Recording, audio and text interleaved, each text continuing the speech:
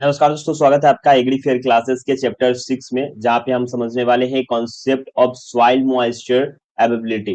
ठीक है, इसके अंदर समझने वाले हैं वेरियस इरिगेशन मेथड के बारे में। इसका मतलब होता क्या है, तो सिंपल सा हम शब्दों में समझे तो सॉइल मॉइस्चर एबिलिटी का मतलब होता है मिट्टी में मौजूदा पानी जो पौधों के लिए उसे यूज करने लायक हो। तो इसमें हम क्या करने वाले हैं, डिटेल में समझने वाले हैं सॉइल मॉइस्चर के बारे में। तो उससे पहले मैं आपको बता दूं आगे जाने से पहले कि इसमें और क्या क्या चीजें जो है वो आपको समझने की जरूरत है। और आपको बता दूं कि आप अपने जो है पेन और कॉपी लेकर के बैठे हैं, क्योंकि इसमें बहुत कुछ ऐसा है जो आपको लिखने की जरूरत पड़ेगी। बाकी आपको नोट्स जो है वो क्या, नोट्स आपको हर नोट्स का जो डिटेल है वो आपको मिल जाएगा हमारे वेबसाइट agriffair.in पे। ठीक है, जो कि डिस्क्रिप्शन में भी आपको देखने को मिलेगा और कमेंट सेक्शन में भी आपको देखने को मिलेगा। तो इसकी चिंता ना करें, जो इंपॉर्टेंट है वो आप नोट डाउन करें।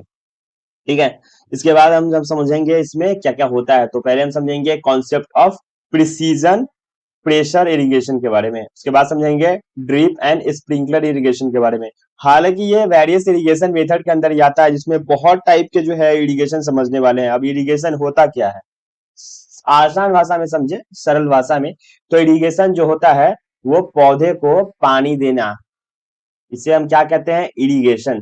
ठीक है, तो इरिगेशन के कई मायने होते हैं। इरिगेशन में जो है अलग अलग तरह के इरिगेशन होते हैं। अब कैसे हम डिफाइन करेंगे कि कौन सा इरिगेशन किस चीज के लिए जो है वो जरूरत है, वो हम आगे समझने वाले हैं। तो आइए समझ लेते हैं।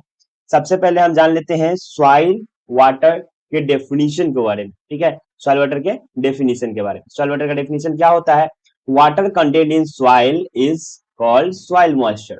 मतलब पानी जो है मिट्टी में कितना है, कितने कंटेंट है, उससे हम क्या कहेंगे, सॉइल मॉइस्चर। मतलब पानी की मिट्टी में मौजूदगी, उसे हम कहेंगे सॉइल वाटर का डेफिनेशन। ठीक है, इसके आप बढ़ा के भी लिख सकते हैं, it is held within soil pores and is a major component for plant growth. पानी हम क्यों देते हैं, सिंपल समझो में समझे तो पानी हम जो है वो पौधे को क्यों देते हैं, ग्रोथ के लिए देते हैं, है ना। तो बस ये आपका डेफिनेशन हो जाएगा। आगे हम समझते हैं इसके फिजिकल क्लासिफिकेशन के बारे में। फिजिकल क्लासिफिकेशन में क्या क्या होगा, हाइग्रोस्कोपिक वाटर। अब आप कहोगे कि हाइग्रोस्कोपिक क्या होता है। हाइग्रोस्कोपिक जो होता है वो क्या करता है, वो बहुत छोटी छोटी जो है वो फिल्म जो है सॉइल पार्टिकल के अराउंड पानी जो है वो जमा होती है। ठीक है, जो टाइटली हेल्ड करती है -31 टू कितना है, वंस, टेंस, 100,000, 10,000, 10,000 बार। ठीक है, ये प्लांट्स को अवेलेबल नहीं कराता, ये सिर्फ मिट्टी में ही रहता है, तो ये आप ध्यान रखेंगे। ठीक है, चलिए अगला हमारा क्या है, कैपिलरी वाटर। अब कैपिलरी वाटर आपने बहुत बार सुना होगा। कैपिलरी वाटर होता क्या है, हाइग्रोस्कोपिक क्या होता है, और ग्रेविटेशनल वाटर क्या होता है। तो एग्जांपल के माध्यम से हम समझते हैं। ठीक है, सबसे पहले जो है आपने हाइग्रोस्कोपिक समझा, दूसरा है कैपिलरी वाटर। कैपिलरी वाटर जो होता है वो माइक्रोपोर्स जो है होता है हमारा सरफेस जो है उस पे मूव डाउन करता है। मतलब जैसे कि आपको यहाँ पे जो छोटे जो स्टोन देखने को मिल रहा है, वैसे ही आप एग्जाम्पल की तरह सोच लीजिए, ये छोटे छोटे जो है वो स्टोन है, इसके बीच का जो वाटर मूवमेंट होता है वो कैपिलरी ही होता है, कैपिलरी वाटर इसको कहते हैं। जैसे कि नीचे हमारा है ग्रेविटेशनल वाटर। अब ग्रेविटेशनल क्या होता है, ग्रेविटी क्या होता है, जैसे मान लो आपने तो बहुत पढ़ा होगा फिजिक्स में। ठीक है, चलो सिंपल सा हम बना ही देते हैं। ये हमारा क्या है, आप शायद समझ गए होंगे, ये हमारा मान लो कि एप्पल है। एप्पल गिरा किसके सर पे, न्यूटन बाबा के सर पे। ठीक है, उसके बाद क्या हुआ, ग्रेविटी की खोज हुई। ग्रेविटी क्या हुई, कोई भी वस्तु हम ऊपर उछालते हैं तो ग्रेविटी के कारण क्या होता है, वो नीचे वापस से गिर जाता है। तो वही उसी केस में हम क्या समझते हैं यहाँ पे, ग्रेविशनल वाटर। ग्रेविटेशनल वाटर जो होता है वो पानी क्या होता है, इन पोर से पानी जो है वो नीचे की तरफ चला जाता है। वही लिखा है ऑक्यूपाइज माइक्रोपोर्स। पोर्स मतलब क्या होता है, छोटे छोटे छिद्र जो है ना पोर्स, उसके थ्रू क्या हो जाता है, move down by gravity. Tension कितना होता है, 1/3, -1/3 बार। ठीक है, इसको भी हम समझेंगे कि क्या होता है। सबसे पहले मैं आपको सरल हिंदी भाषा में आपको वापस से समझा देता हूं कि हाइग्रोस्कोपिक का मतलब क्या होता है। मिट्टी के छोटे छोटे छिद्र जो होते हैं, मतलब मैंने जो पोर बोला है, छोटे छोटे जो छिद्र होते हैं जो पानी सरफेस टेंशन और कैपिलरी फोर्स से रुक सकता है या फिर रुका रहता है, उसे हम क्या कहते हैं, कैपिलरी वाटर कहते हैं। जैसे मान लो कि ये जो है, ये सब पोर है, ये सब पोर है, इसके बीच में जो पानी रुका रहता है वो क्या हो गया, हमारा क्या हो गया, कैपिलरी वाटर हो गया। ठीक है, इसके बारे में हम समझा रहे हैं। तब हाइग्रोस्कोपिक क्या हो गया, तो हाइग्रोस्कोपिक जो होता है वो मिट्टी के कणों यानी कि सॉइल पार्टिकल की सरफेस पर बहुत पतली लेयर चिपका हुआ पानी, जैसे कि ये मैंने बताया। ठीक है, आप कंफ्यूज ना हो इसलिए मैं इसको मिटा देता हूं। ये जो आपको देखने को मिल रहा होगा ये पानी, मान लो वापस मैं फ्रेश बना देता हूँ। ठीक है, आपको राउंड राउंड नहीं समझ में आ रहा है, स्क्वायर स्क्वायर ही बना देता हूं मैं। ये वाला जो आपको देखने को मिल रहा होगा ये क्या है, मान लो कि ये ना मिट्टी की लेयर है। ठीक है, और ये वाला जो पतली पतली सी जो आपको ये देखने को मिल रहा होगा ये लेयर, ये पानी की है। तो ये क्या होगा, हाइड्रोस्कोपिक वाटर कहलाएगा। ठीक है, जो पानी मिट्टी के कणों से चिपका रहता है और पौधे उसे नहीं ले सकते हैं। जैसे मान लो कैसे नहीं ले सकते हैं, जैसे कि मान लो कि ये प्लांट है और ये ऊपर ऊपर में जो है वो पानी पतले लेयर चिपके हुए हैं, तो पौधे कैसे लेंगे, वो तो रूट जोन से पानी खींचते हैं ना, अब स्टेम से पानी थोड़ी खींच लेंगे, है ना। तो वैसा ही है इसका मतलब। ठीक है, तो इसको मैं लिख देता हूं कि क्या है ये है हाइग्रो। ठीक है, हाइग्रोस्कोपिक वाटर है। अब चलिए मैं अगला आपको समझा देता हूँ, कैपिलरी वाटर भी आप समझ गए कैपिलरी वाटर क्या होता है। उसके बाद जो है हमारा क्या है, ग्रेविटेशनल वाटर। ग्रेविटेशनल वाटर भी आपको समझा दिया है। तो जो पानी ग्रेविटी यानी गुरुत्वाकर्षण, जो पानी यानी कि ग्रेविटी गुरुत्वाकर्षण के कारण नीचे की ओर बह जाती है। ठीक है, नीचे की ओर बह जाती है, उसे क्या कहते हैं, ग्रेविटेशनल वाटर कहते हैं। एग्जाम्पल तो आपने समझ ही लिया होगा, जैसे कि जब आप खेत में ज्यादा पानी दे देते हैं तो कुछ समय बाद पानी क्या हो जाता है, हमारा प्लॉट से पानी नीचे चला जाता है, तो ये क्या हो जाता है, रुखरा रुखरा रुखरा रुखरा रह जाता है, मिट्टी के पानी सारे क्या हो जाते हैं, नीचे चले जाते हैं। चलिए आगे बढ़ते हैं और समझ लेते हैं बायोलॉजिकल क्लासिफिकेशन और उसके की लिमिट्स के बारे में। ठीक है, की लिमिट्स क्या है। तो सबसे पहले जो है आपको ये समझना पड़ेगा कि क्या होता है ये। तो मैं आपको बता दूं कि सैचुरेशन क्या होता है। और बहुत बार आपने सुना होगा कि सैचुरेशन, चाहे आप फोटो वगैरह में सुना होगा या फिर ऐसा भी आपने सोचा होगा कि सैचुरेटेड है, ओवर सैचुरेटेड है। तो क्या होता है, क्या होता है ये आपको समझने की जरूरत है। ठीक है, तो पहले आपको सेचुरेशन समझाऊं उससे पहले क्या समझा देता हूं, बार। बार आपने कई बार सुना है, बार कई बार सुना है। तो बार का मतलब होता है यूनिट, ये आप ध्यान रखोगे। यूनिट, एक यूनिट इकाई जो कि प्रेशर, जैसे मान लो इस पे किसी चीज का प्रेशर लगा हो, प्रेशर।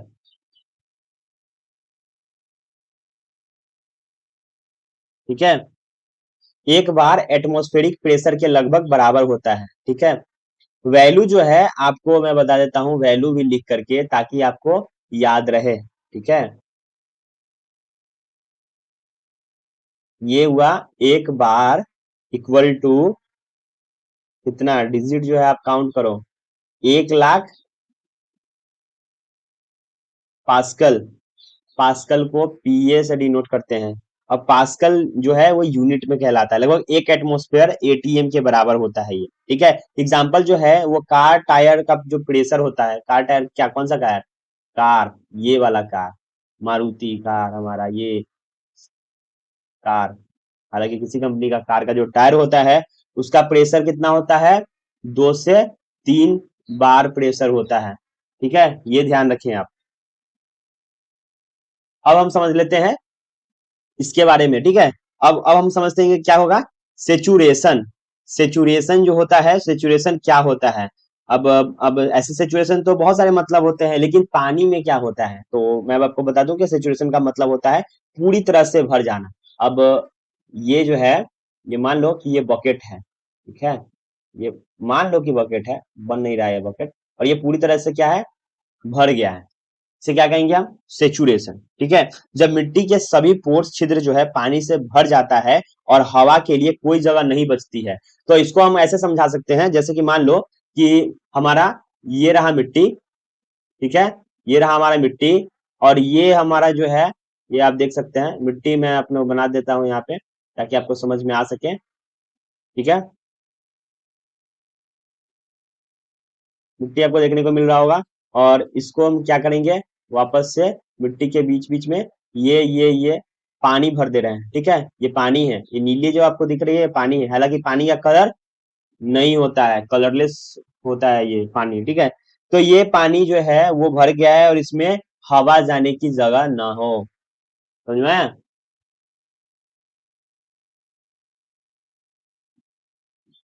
ये क्या कहलाएगा हमारा, सेचुरेटेड, सेचुरेटेड कंडीशन होगा। ठीक है, ये चलिए अब हम समझते हैं इसके फील्ड कैपेसिटी। फील्ड कैपेसिटी जो होता है -1/3 बार जो होता है वो कैपेसिटी होता है। मैक्सिमम वाटर जो है रिटेन्ड होती है अगेंस्ट क्या होता है, ग्रेविटी के अगेंस्ट होता है।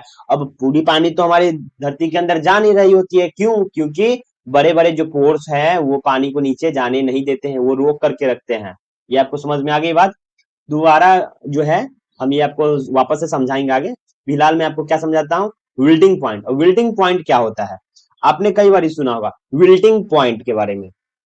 तो विल्टिंग पॉइंट जो होता है, rate of absorption too slow plant wilt. Plant wilt मतलब क्या होता है, विल्ट मतलब होता है सूखना। ठीक है, टर्निंग पॉइंट का मतलब वो हो जाता है जहां पे बिंदु स्थित बदलने लगती है। ठीक है, मतलब जगह बदलने लगती है। अब आपने तो कई बार सुना होगा कि विल्टिंग पॉइंट, अब आप समझ लीजिए हाइड्रोस्कोपिक कोएफिशिएंट -13 बार। बार का मतलब आपको समझा दिया है तो आप बार बार कंफ्यूज ना होंगे, हालांकि बहुत ज्यादा जरूरत नहीं है, लेकिन आपको समझने की जरूरत है कि यूनिट है, इकाई है, तो आपको समझना होगा। विल्टिंग वाट जो पॉइंट आपको मैं बता रहा था, वो अवस्था है जो पौधे पानी की कमी से कारण मुरझा जाती है। विल्ट मतलब मैंने बोला था सूख जाना, सूखना, मुरझाना इज सेम सेम। ये पत्ते जो हैं वो क्या हो चुके हैं, विल्ट हो चुके हैं पानी की कमी से। दूसरा क्या है, हाइग्रोस्कोपिक कोएफिशिएंट।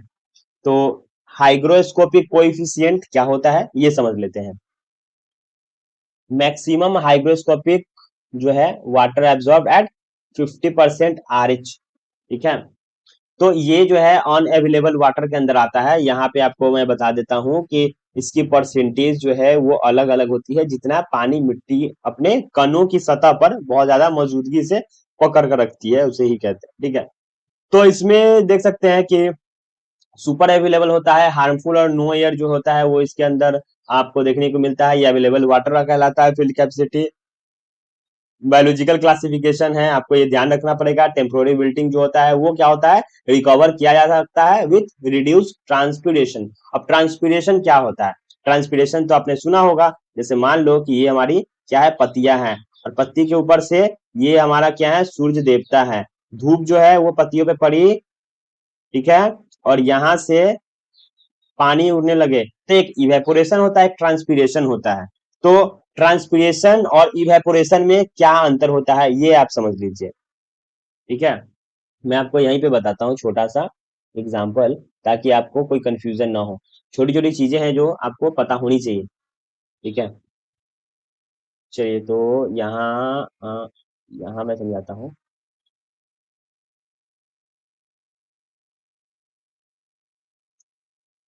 पहले समझ लेते हैं ट्रांसपीरेशन। ठीक है, तो ट्रांसपीरेशन क्या होता है, ट्रांसपीरेशन जो लीव्स होते हैं, पत्ते में बना देता हूँ। पौधे की जो पत्तियां होती है उससे जो पानी का भाप के रूप में बाहर निकलना, उसे हम क्या कहेंगे, ट्रांसपीरेशन। ठीक है, इसे कहेंगे हम ट्रांसपीरेशन। और इवेपोरेशन क्या होता है, इवेपोरेशन क्या होता है, इवेपोरेशन मतलब पानी का सरफेस, जैसे मिट्टी, नदी, तालाब से भाप बनकर जो उड़ जाता है उसे हम क्या कहते हैं, इवेपोरेशन। तो पत्ते पे से जो उड़ता है वो ट्रांसपीरेशन का था, इवेपोरेशन जो होता है वो दूसरा कहलाता है। इवेपोरेशन मतलब जो आपको मैंने बता दिया, जैसे कि मिट्टी, नदी, तालाब के जो सरफेस से उड़ता है वो इवेपोरेशन कहलाता है। ठीक है, इसका भी साइकिल चलता है। और सब क्या चीज से होता है, सूर्य की रोशनी से, हीट से। ठीक, ये ध्यान रखें। अब हम समझेंगे permanent wilting point. Permanent wilting point जो होता है हमारा, क्या होता है, प्लांट जो है वो रिकवर नहीं कर पाता है। ठीक है, चाहे आप कुछ भी कर लो, पानी अब डालो न डालो इससे फर्क नहीं पड़ता है, लेकिन टेम्पोररी विल्टिंग जो है उसको हम ठीक कर सकते हैं। लिप्स को कुछ कट आउट कर सकते हैं, पानी जो है वो हम उसको कम कर सकते हैं। उसको हम क्या कर सकते हैं, उसको हम स्पेड्स की मदद से हम क्या कर सकते हैं, उसको उसकी मिट्टी जो है वो लूज कर सकते हैं, ठीक है, निराई गुराई कर सकते हैं थोड़ी सी। उससे क्या होगा, हमारा मिट्टी का जो वाटर जो है वो ऊपर सरफेस पे रह गया है वो पूरी तरीके से मिल जाएगा, और पानी जो है वो सूखने में हवा जो है अंदर जा पाएगी, उससे रिकवरी कर सकती है। आगे बढ़ते हैं, अब हम जानते हैं क्या, तो मॉइस्चर क्लासेस के बारे में, फोर्सेज उसके मूवमेंट के बारे में। तो आपको मैंने बाहर समझा दिया है, अब आपको समझना है कि पीएफ क्या होता है वाटर में। तो पीएफ जो होता है, उससे पहले मैं आपको टेंशन बार समझा देता हूँ। इसमें मॉइस्चर क्लासेस में आपको क्या क्या समझना है, इसमें माइक्रोस्कोपिक जो है आपको मॉइस्चर क्लास में क्या समझना है, hygroscopic, wilting point, capillary water, field capacity और ग्रेविटेशनल, ये इतने सारे चीजों का जो है वो आपको समझना है। इससे पहले आपको क्या समझना है, टेंशन बार आपने बार समझ लिया है, अब पीएफ समझ लीजिए। पीएफ क्या होता है, पीएफ जो होता है इसका फुल फॉर्म है potential, potential of water. PF कहलाता है potential of water. Potential of water क्या होता है, पीएफ जो है वो एक तरीके का क्या है, वो स्केल है, ठीक है, वो एक स्केल है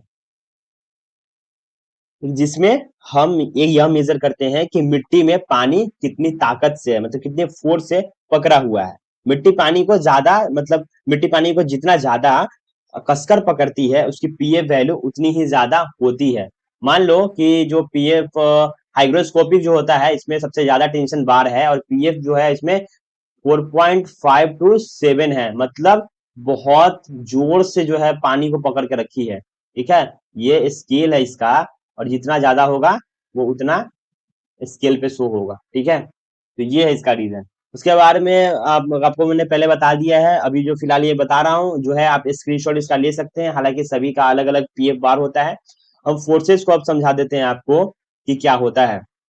तो इसमें है एडिशन जो होता है, attraction of water to soil, इसका मतलब क्या होता है, कोइजन जो होता है, attraction of water to water, capillary जो होता है, मूवमेंट अगेंस्ट ग्रेविटी, ये सब इनफिल्ट्रेशन जो होता है वाटर मूवमेंट का होता है, पर्कुलेशन क्या होता है, इंटरफ्लो क्या होता है, लीचिंग क्या होता है, ये सब हम समझते हैं।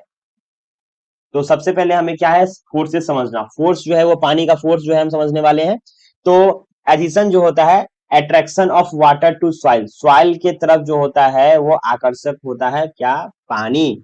सबसे पहले जो है एडिशन हम समझ रहे हैं, मतलब वाटर या सॉइल मिट्टी के कणों की तरफ आकर्षण होना, ठीक है, सिंपल समझो में समझे तो पानी और मिट्टी से क्या होता है, चिपकना। ये पानी है और ये मिट्टी है, ठीक है, ये दोनों का क्या हुआ, चिपकन हुआ है, देख सकते हैं ये दोनों का चिपकना।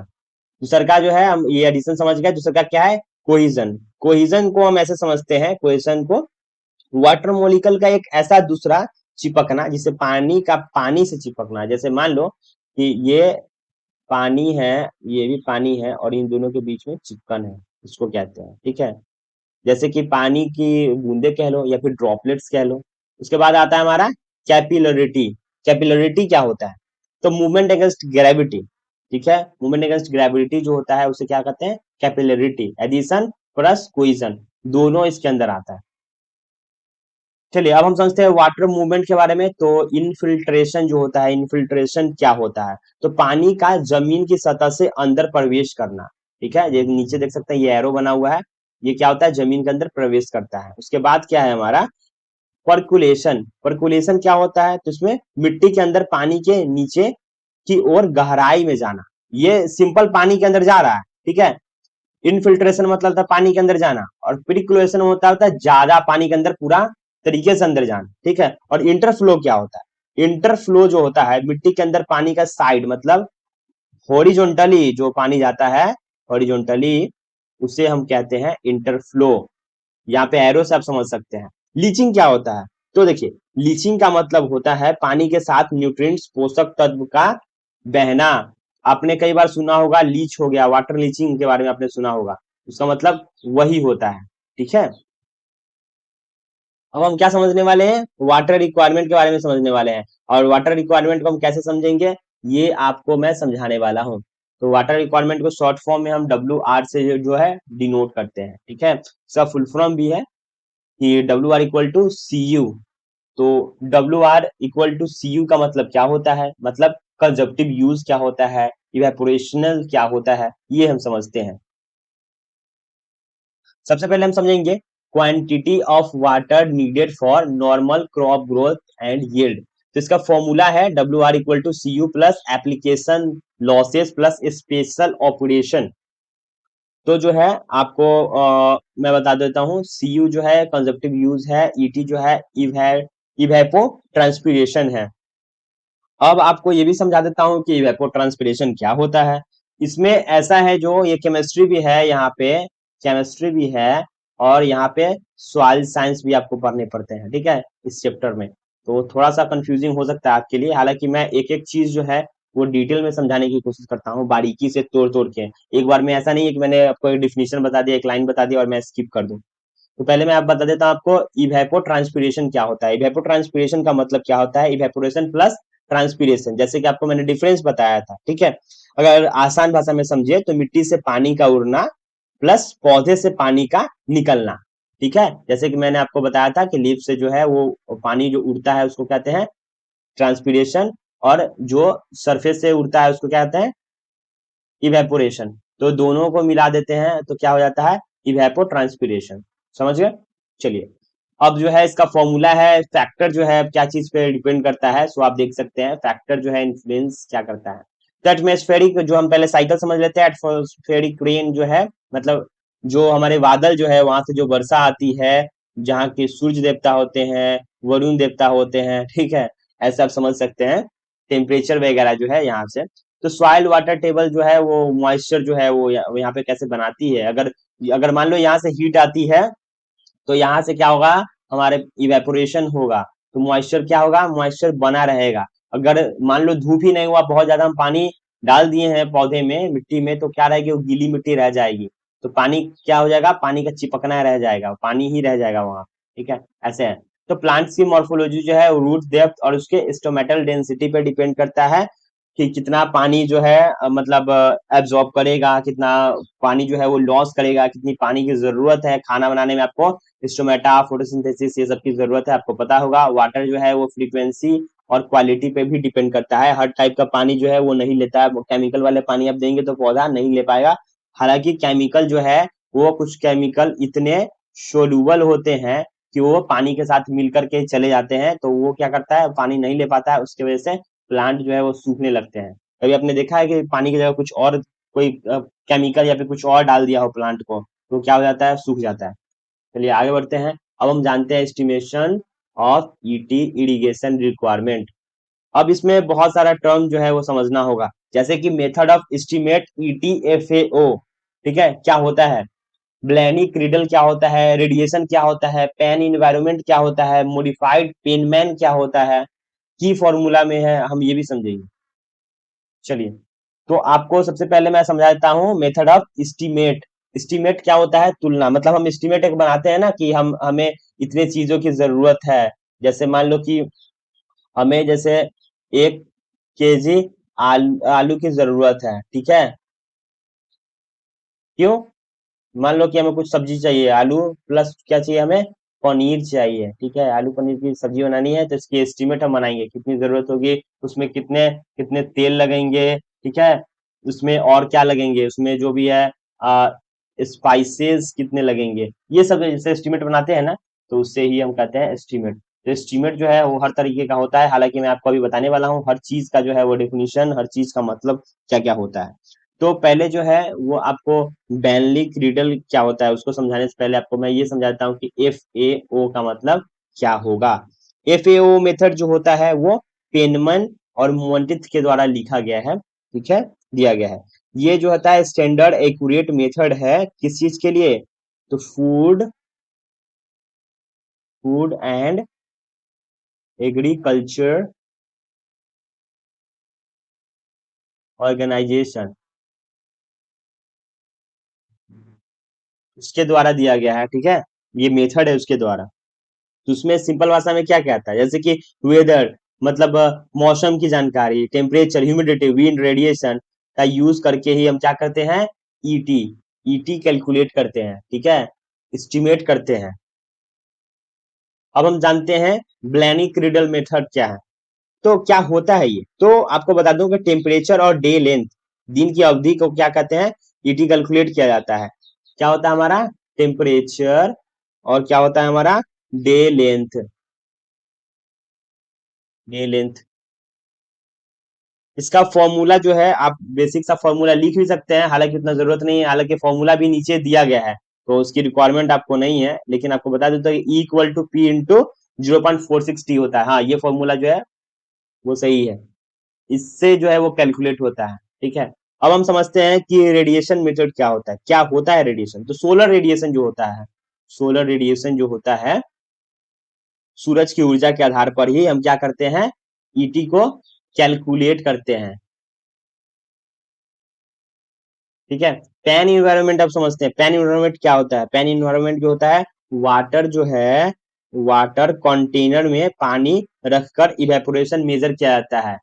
इवेपोरेशन मेजर किया जाता है। तो आपको ये सब चीजें जो है आपको कहाँ पढ़ने को मिलेंगी? अगर आप जाएंगे बीएससी एग्रीकल्चर में, जब आप जाएंगे तो आपको ये किस चीज में पढ़ने को मिलेगा? मेटेरोलॉजिकल,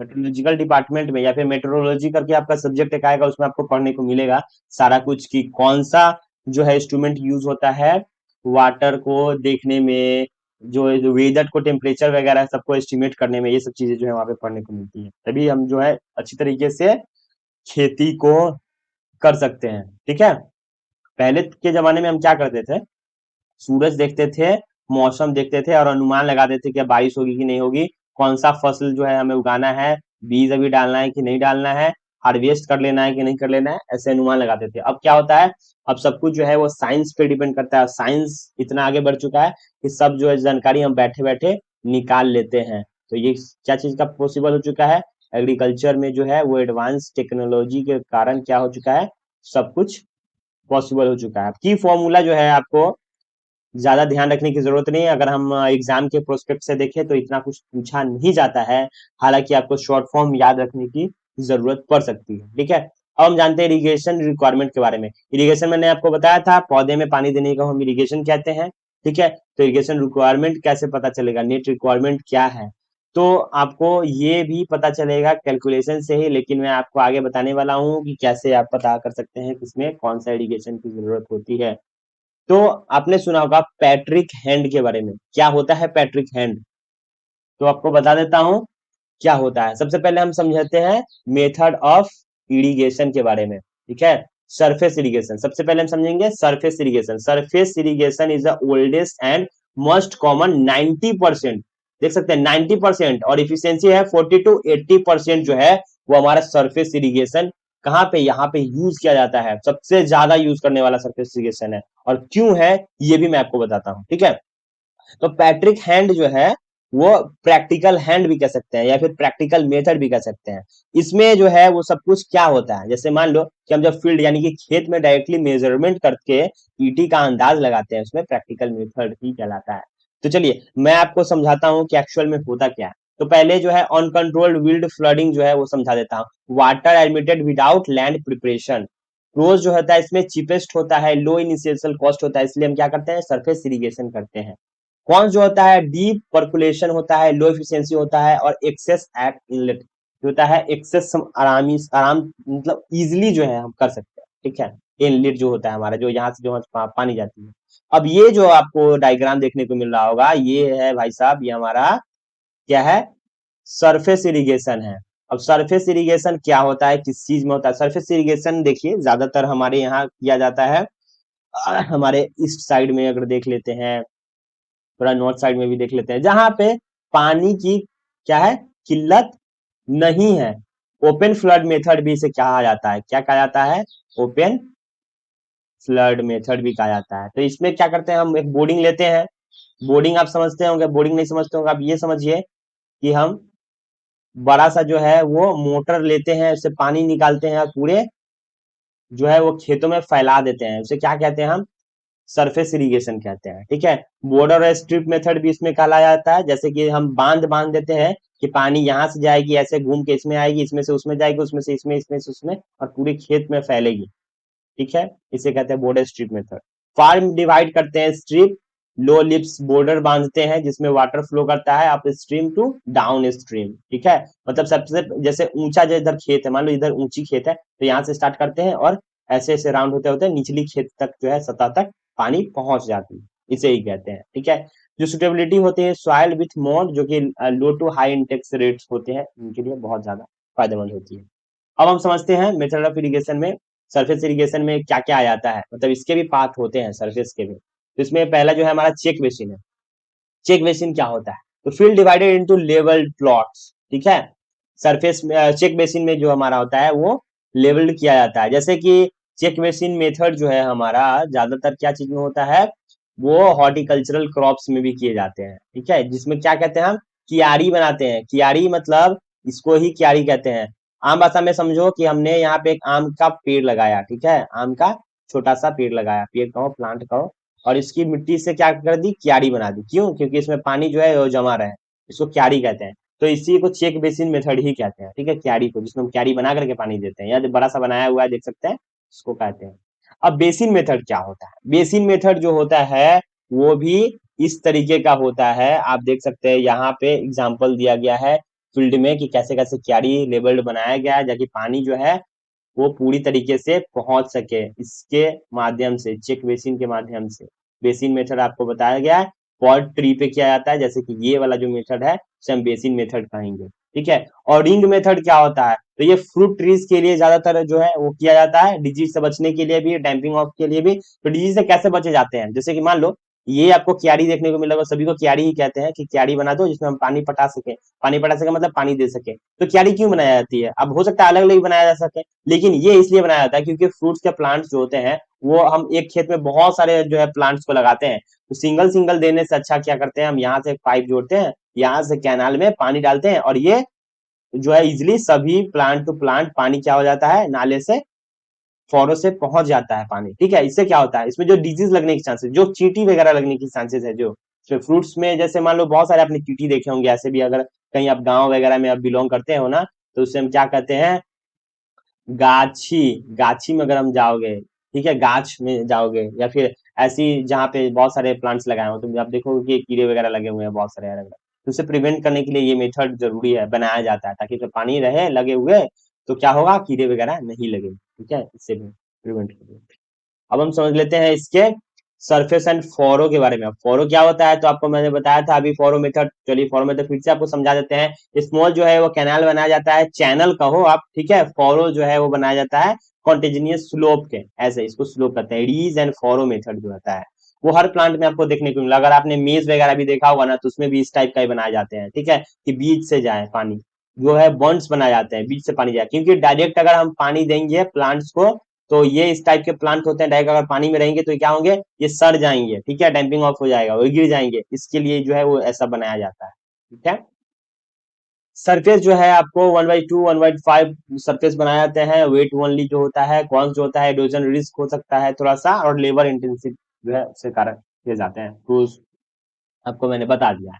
अब सरफेस इरिगेशन में जो होता है, water applied under surface capillary actions condition जो है वो सब सॉइल 2 मीटर डेप्थ होता है, परमेबल लोम सरफेस के लिए जो है वो खास करके यूज किया जाता है। आर्टिफिशियल जो है प्रीफॉर्म्ड पाइप्स अंडरग्राउंड भी किया जाता है, जो कि कॉस्टली है बट कंजप्शन के लिए सही होता है। ठीक है, अब समझते हैं अगला हमारा स्प्रिंकलर इरिगेशन के बारे में। आपने कई बार सुना होगा इरिगेशन के बहुत सारे मेथड्स होते हैं, लेकिन आपको उस मेथड में से सबसे अच्छा मेथड जो है, इसका सेकेंड नंबर मेथड आपको मैं बताता हूँ, जो कि है हमारा स्प्रिंकलर इरिगेशन। ठीक है, तो पहला नंबर में क्या है, पहला नंबर में है भाई साहब ड्रिप इरिगेशन। ठीक है, ड्रिप इरिगेशन जो होता है बहुत ही ज्यादा अच्छा होता है, लेकिन कॉस्टली भी होता है। प्रोज एंड कॉन्स भी समझेंगे, पहले स्प्रिंकलर इरिगेशन समझते हैं। तो डेफिनेशन जो है वो आप देख सकते हैं, डेफिनेशन वन वर्ड में लिख सकते हैं, water spread into air like rain is called sprinkler. Sprinkler, ठीक है। अब कंडीशंस जो है आपको कंडीशंस अप्लाई करने, कंडीशंस जो है स्टेप स्लोप्स जो होते हैं, सॉइल जो है उस टाइप के इंडिकुलेटिंग लैंड में आपको दिए जाते हैं, जहां पे पानी की थोड़ी थोड़ी किल्लत होती है और पानी की जरूरत बहुत ज्यादा नहीं होती है, वहां स्प्रिंकलर फॉर्म में जो है वो पानी दिए जाते हैं हल्के हल्के। ठीक है, प्रेशर जो है 2 to 2.5 kg सेंटीमीटर स्क्वायर जो है इसमें रखा जाता है स्प्रिंकलर इरिगेशन में। ठीक है, एडवांटेज जो है आपका क्या है, 30 to 50% जो है हमारा क्या होता है, 30 to 50% वाटर जो है हमारा इसमें इरोजन नहीं होता है, नो इरोजन। यूनिफॉर्म एप्लीकेशंस मतलब अच्छे तरीके से जो है वो पानी पहुंच जाता है। ठीक है, समझ गया ना, 30 to 50% वाटर। अब जानते हैं डिसएडवांटेज क्या होता है। डिसएडवांटेज जो है वो हाई इनिशियल कॉस्ट होता है। कैसे? जो इसका जो आपको यूनिट देखने को मिल रहा होगा, ये जो हमारा भाई साहब, ये हमारा जो इतना बड़ा पंप है, ये स्प्रिंकलर इरिगेशन का है, इसकी जो कॉस्ट होती है वो ज्यादा होती है। इसके लिए सब लोग इफोर्ड नहीं कर पाते हैं, सब लोग नहीं लगा पाते हैं। ठीक है, ओके, आगे बढ़ते हैं। अब हम जान लेते हैं ड्रिप इरिगेशन के बारे में। अभी आपको मैंने बताया था कि नंबर 1 पे हमारा क्या है भाई, ड्रिप इरिगेशन, सबका पाप। ड्रिप इरिगेशन जो होता है वो क्या कहलाता है? ड्रिप इरिगेशन का डेफिनेशन मैं आपको बता देता हूँ। उससे पहले मैं आपको ये बताता हूँ कि एक्चुअल में ड्रिप इरिगेशन होता क्या है। तो सिंपल सा समझिए कि एक वाटर का ये सोर्स है, कुछ भी हो सकता है, ये वेल हो सकता है, ये पॉन्ड हो सकता है, कुछ भी हो सकता है। यहाँ पे हम एक फिल्टर लगाते हैं, यहाँ पे मोटर होता है, इससे खींचता है सक्शन से, फिल्टर लगा होता है, पानी फिल्टर करता है, मेन लाइन में कनेक्ट होता है, और मेन लाइन से कहा जाता है हमारा, इस चैम्बर में बटे हुए होते हैं, और यहाँ से जो है ड्रॉपलेट्स यहाँ होते हैं, एक नोजल बना हुआ होता है। अच्छी तरीके से आपको इमेज जो है नहीं दिख रहा होगा, लेकिन मैं आपको बता देता हूँ, यहाँ पे नोजल होते हैं, जहां से आप एक चेन बना होता है, जैसे घर में हमारा चेन होता है ना, चेन जैसे की चेंजर, जिसे पानी हम बंद करते हैं खोलते हैं, वैसे ही होता है। तो उसको ऑन करते हैं और ये बूंद बूंद बूंद बूंद पानी जो है वो गिरने लगता है, और हर एक प्लांट जो है वो रूट जोन तक पानी जो है वो पहुंचाया जाता है ड्रिप इरिगेशन से। ठीक है, ड्रिप इरिगेशन का काम ही यही होता है कि रूट जोन तक पानी पहुंचाना। तो जहां जहां आपको क्षेत्र दिख रहे हैं वहां वहां एक प्लांट रहता है जिसको पानी मिलता है इच प्लांट को। ठीक है, फैक्टर जो है आपका फ्लो जो है 1 to 10 लीटर पर आवर जो है वो पानी मिलता है। प्रेशर 2.5 किलोग्राम सेंटीमीटर स्क्वायर में होता है। बेस्ट होता है सैलिन और एल्कलीन सॉइल के लिए होता है। प्रोज और कौन समझ लेते हैं। प्रोज जो है वो क्या क्या है, तो वाटर सेविंग जो है 50 to 70%, हालांकि और ज्यादा भी होती है इसमें। ठीक है, बताया गया इतना है। फर्टिलाइजर जो है वो सेविंग 30 to 60% होता है, यील्ड जो है 20 to 40% ज्यादा होते हैं। कौन जो है इसमें क्लॉजिंग होती है, सैंड एल्गी होती है, हाई स्किल रिक्वायरमेंट होती है। मतलब हाई स्किल कहने का है मतलब लेबर कॉस्ट जो है आपको न के बराबर ही लगते हैं, लेकिन आपको नॉलेज होने की जरूरत है कि आपको किस टाइप का प्लांट लगाना है, कैसे होगा, कितने डिस्टेंस में लग सकता है, कैसे पाइपलाइन होंगे, ये सब की जरूरत होती है। और सैंड और एल्गी वाले जो जगह है वहां पे थोड़ा सा दिक्कत हो सकती है, क्योंकि ज्यादा देर तक पानी रहने से क्या होता है, अलगी जमा हो जाती है, मतलब काई लग जाती है। ठीक है, इसके लिए है। अब चलिए ड्रिप इरिगेशन का आपको मैं सिंपल सा क्या है आपको डेफिनेशन भी बता देता हूँ। ठीक है, ड्रिप इरिगेशन जो होता है क्या होता है। तो पहले मैं आपको बताया इरिगेशन, इरिगेशन जो होता है पौधे तक पानी पहुंचाने को हम क्या कहते हैं, इरिगेशन कहते हैं। और ड्रिप इरिगेशन वो विधि होती है जिसमें पानी की बूंद बूंद करके सीधे पौधे की जड़ों तक पहुंचाया जाता है, उसे हम क्या कहते हैं, ड्रिप इरिगेशन कहते हैं। ठीक है, तो आप ये लिख सकते हैं, है ना। अगर आपको वही इंग्लिश में आपको लिखना है, इंग्लिश मीडियम के स्टूडेंट है, तो आप ये लिख सकते हैं सिंपल वाटर में, water is supplied slowly and directly to plant roots in the form of drops is called drip irrigation. समझ गए ना आप। चलिए आगे बढ़ते हैं। अब हम जानते हैं रेन गन के बारे में। रेन गन के बारे में कितने लोग जानते हैं, अगर नहीं जानते हैं तो हम बताएंगे, हालांकि जो लोग जानते हैं तो प्लीज एक बार जरूर कमेंट करें। मटका इरिगेशन क्या होता है, इसके बारे में अगर आप जानते हैं तो भी आप बताएं। चलिए पहले बात रेन गन के बारे में समझते हैं कि रेन गन क्या होता है, मटका इरिगेशन क्या होता है। तो सबसे पहले है रेन गन जो है, इसका प्रेशर हम जान लेते हैं। इसमें 2.0 to 7.5 किलोग्राम सेंटीमीटर स्क्वायर होता है। फ्लो जो होता है 3 to 30 LPS होता है, वो होता है। अब ये जो है रेडियस 27 to 60 मीटर का होता है, रेन गन जो होता है हमारा। अब रेन गन का आपको मैं बना के बताता हूँ। एक्चुअल में रेन गन एक हाई प्रेशर का स्प्रिंकलर सिस्टम होता है। ठीक है, स्प्रिंकलर सिस्टम होता है, उसे हम रेन गन कहते हैं। ठीक है, गन जैसा होता है, फिस फिस फिस फिस मारता है, जैसे ना मान लो कि ऐसा है, तो ये ना पानी का फोर्स ऐसा फुस मारा, इधर से मारा, इधर से मारा, ऐसे मूव हो के मारता है, थराक थराक थराक थराक। ये इसका मैं डिटेल वीडियो लेके आऊंगा, अगर मैं स्टेप बाय स्टेप में जब इसकी क्लास लाऊंगा ना इरिगेशन की, उसमें आपको एग्जांपल की तरह वीडियो भी दिखाऊंगा कि एक्चुअल में कैसे वर्क करता है। उसके बाद क्या है हमारा मटका, यानी कि पिक्चर्स क्या होता है, मटका इरिगेशन क्या होता है। तो मटका इरिगेशन एक ट्रेडिशनल मेथड है जिसमें मिट्टी का घड़ा जमीन में दबाया जाता है, जैसे कि आपको यहाँ पे देखने को मिल रहा होगा, जमीन में क्या है, दबाया जाता है, जिससे क्या होता है, पानी भर करके रख दिया जाता है और पानी धीरे धीरे पौधे की जड़ तक पहुंचता है। उसे हम क्या कहते हैं, मटका इरिगेशन कहते हैं। क्या है, मटके में कोई प्लांट है, नहीं है। प्लांट है क्या, बगल में है ना, आसपास है। तो मिट्टी के घड़े क्या किए हमने, मिट्टी में दफना दिए, गाड़ दिए, ठीक है यहाँ पे। और बगल में प्लांट है, तो ये क्या करेंगे, इसके रूट्स जो है वो पानी यहाँ से खींचना शुरू करेंगे। मिट्टी से पानी जो है वो क्या करेंगे, वो पानी निकलेंगे धीरे धीरे करके, धीरे धीरे करके। और इसको पानी मिलते रहेंगे, वाटर को जो है वो मॉइस्चर मिलते रहेंगे, तो प्लांट की ग्रोथ क्या होगी, अच्छी होगी, ठीक है। और ये जो हमारा है ट्रेडिशनल मेथड है, तो इसको हमेशा याद करके रखें, ये कभी भी क्वेश्चन पूछा जा सकता है एग्जाम में, ठीक है, एग्जाम के पर्सपेक्टिव से बहुत ही ज्यादा इंपॉर्टेंट है। अब हम जानते हैं इसमें क्या होता है, तो ठीक है, डिग मतलब गड्ढे करना, पिट जो है, पिट मतलब वही गड्ढा होता है, डिग मतलब खोदना होता है। तो कितनी, इसमें 60 सेंटीमीटर जो है वो डीप किया जाता है। और मिक्स सॉइल जो है वो फर्टिलाइजर एनपीके के द्वारा जो है इसमें मिक्स किया जाता है। इसको पिक्चर्स को है जो है पैक कर दिया जाता है क्लीन वाटर को, ठीक है। और मॉइस्चर जो है वो पानी के द्वारा, वाल के द्वारा जो दिए जाते हैं, ठीक। अब समझते हैं वाटर रिक्वायरमेंट ऑफ क्रॉप्स, मतलब एक क्रॉप को पानी की रिक्वायरमेंट कितनी है, मतलब जरूरतें कितनी है, इसके बारे में, ठीक है। चलिए, तो क्ले जो है वो आपको, क्ले मतलब मिट्टी होता है, तो मिट्टी वाला जो है हम अलग अलग बाद में सब साइंस समझेंगे, पहले हम क्या समझ लेते हैं, पहले हम क्रॉप्स को समझ लेते हैं। सीरियल ग्रेन और ऑयल सीड्स के बारे में समझते हैं। राइस को है 900 टू 2500 mm चाहिए। मतलब क्या होता है, जो है आपको रिक्वायरमेंट होता है पानी की। पानी में क्या होता है ये आपको समझा देता हूँ। जैसे कि पानी जो होता है हमारा, पानी इधर कहीं पे बना के दिखाता हूँ आपको। ये जो है ये वाटर मान लीजिए, रेन गॉग से जो है वो पानी क्या किया जाता है, मेजर किया जाता है, ठीक है। क्योंकि रेन गॉज होता है उससे पानी मेजर किया जाता है, और वो क्या चीज में होता है, एमएम में होता है। और एमएम में ही इसको कैलकुलेट किया जाता है हमेशा, जब भी हम पानी को होता है। एक तो आप लीटर में करते हो काउंट कर लेके, ये मतलब देने के लिए कि चलो हम लीटर में काउंट कर लेते हैं लिक्विड चीजों को, लेकिन पानी को ऐसे हम मिलीमीटर में ही नापते हैं, ठीक है। आसान भाषा में कहें तो खेत या जमीन पर पानी की जितनी मोटाई परत है उससे एमएम में नापा जाता है इसके लिए। तो शुगर केन में कितना लगता है, 1500 से 2500।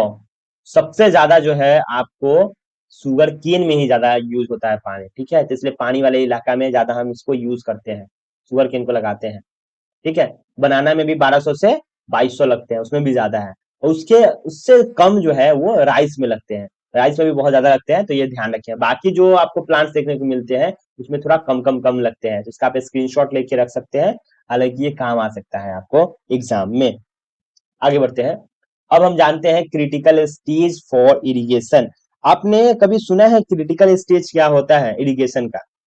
देखिए, एक स्टेज स्टेज सिंपल सा आपको याद करने के लिए मैं आपको बता देता हूँ कि एक्चुअल में क्रिटिकल स्टेज होता क्या है। और आपको एग्जाम में आएगा लिखने के लिए, सीआरआई लिखने के लिए, तो सीआरआई आप कैसे लिखोगे, क्योंकि वहां पे जरूरी नहीं है कि वहां पे आपको लिखने को मिले या देखने को मिले कि आप इसको अच्छे तरीके से डिफाइन करो।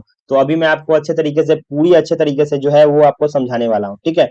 चलिए, सबसे पहले आपको समझा देता हूँ कि राइस की टिलरिंग जो होती है, टिलरिंग क्या होती है, टिलरिंग जो होती है, और फ्लावरिंग क्या होती है, ये सब एक एक चीज जो है मैं आपको डिफाइन करने वाला हूँ। सबसे पहले आप समझते हैं क्रिटिकल स्टेज फॉर इरिगेशन, यानी कि सीआरआई क्या होता है, इनिशिएशन टिलरिंग क्या होता है, ये सब स्टेज जो होता है वो बता देता हूँ, ठीक है।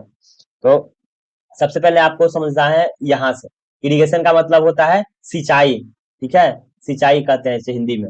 और ये प्लांट को पानी देना को हम इरिगेशन कहेंगे, मतलब सिंचाई कहेंगे। राइस जो होती है हमारी, चावल की खेती जो होती है हमारी, वो इनिशिएशन जो है वो टिलरिंग स्टेज में दिया जाता है। अब टिलरिंग क्या होता है वो मैं आपको बता देता हूँ। टिलरिंग जो होती है वो शुरुआती वाले छेद जो होता है उसको कहते हैं। जैसे मान लीजिए जब पौधे की कोई शाखाएं नहीं निकलती है, मतलब राइस ही बना देते हैं, ये राइस जो है हमारे ऐसे छोटे से प्लांट ऐसे ही रहते हैं ना, जो हम इसको पिंचिंग करके डालते हैं फ्लडी एरिया में, है ना। तो ये वाला जो होता है हमारा इनिशियल टिलरिंग स्टेज होता है। उसके बाद क्या होता है हमारा, फ्लावरिंग स्टेज हो जाता है। जब ब्रांचेज आ जाते हैं तो फ्लावरिंग स्टेज हो जाता है। तो उस समय जो इरिगेशन करते हैं वो क्रिटिकल स्टेज होता है हमारा, क्या चीज का, इरिगेशन का। तो आप ये भी समझ लीजिए कि सीआरआई क्या होता है, सीआरआई का मतलब जो होता है, सीआरआई का मतलब यहाँ पे लिखा हुआ है क्रिटिकल स्टेज फॉर इरिगेशन, ये फुल फॉर्म है, ये हमसे याद रखें, ठीक है। तो आपको बताते हैं कि यह वो स्टेज है जब फसल को पानी देना सबसे ज्यादा जरूरत होता है। जब कोई ब्रांच नहीं निकलते हैं तब ज्यादा जरूरत होता है पानी देने के लिए, ताकि ब्रांचेस निकले, ग्रोथ हो। फ्लावरिंग स्टेज में भी पानी देने की बहुत ज्यादा जरूरत होती है, ठीक है। सीआरआई जो है स्टेज जो है 20 से 25 दिन बाद दिया जाता है, ठीक है।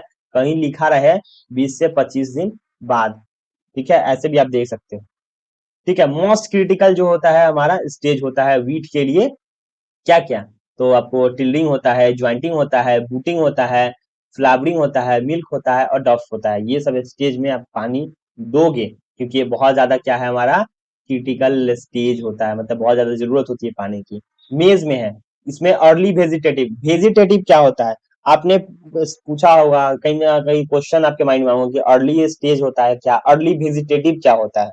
तो देखिए, एक तो प्रोपागेशन आपने सुना होगा, सेक्सुअल और एसेक्सुअल, उसमें भी आपने वेजिटेटिव प्रोपागेशन के बारे में सुना होगा।